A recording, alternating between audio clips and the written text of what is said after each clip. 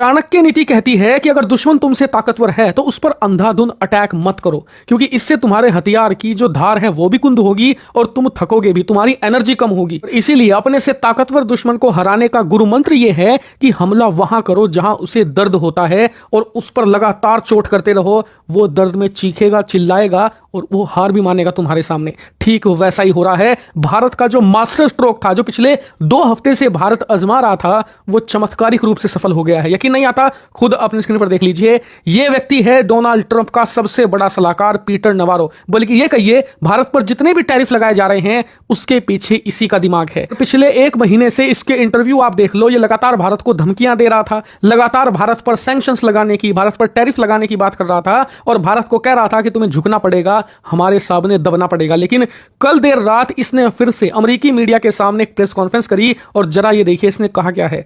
Peter Navarro ने कहा है, dear Indians, I love you, मैं तुमसे प्यार करता हूं और नरेंद्र मोदी को तो मैं बहुत पसंद करता हूं, बहुत शानदार नेता है, लेकिन प्लीज कच्चा तेल रूस का खरीदना बंद कर दो। इतना ही नहीं, जब उनसे भारत और चीन के संबंधों के बारे में पूछा गया तो लिटरली धुएं निकलने लगे पीटर नवारो से। कहने लगा, it's cozying up to Xi Jinping, यानी कि भारत अपनी क्लोजनेस शी जिनपिंग के साथ बढ़ा रहा है, यह सही नहीं है। इसका मतलब साफ है कि भारत का तीर निशाने पर लगा है। अमेरिकी सरकार इस चिंता में डूबी हुई है अंदर ही अंदर कि भारत चीन के साथ नजदीकियां बढ़ा रहा है और इससे जो लॉन्ग टर्म स्ट्रेटजी है अमेरिका की, चीन को कंटेन करने की, चीन को रोकने की और अमेरिका से भी ताकतवर ग्लोबल सुपर पावर बनने की, उसमें भारत के बिना उसकी कोई रणनीति सफल हो ही नहीं सकती। कि नाजियों को हराने के लिए, जो कि एक टाइम पर अमेरिका के लेवल के ताकतवर थे, इन्हें यूरोप के उस समय ताकतवर देशों की जरूरत पड़ी थी। फिर सोवियत यूनियन आया, सोवियत यूनियन अमेरिका के लेवल का था, तो उसे हराने के लिए यूरोप में कोई इतना ताकतवर देश नहीं था जो अमेरिका के साथ मिलकर काम कर पाए। इसीलिए याद कीजिए अमेरिका ने क्या किया था, उसने तमाम यूरोपियन देशों को इकट्ठा किया, एक यूरोपियन यूनियन बनाई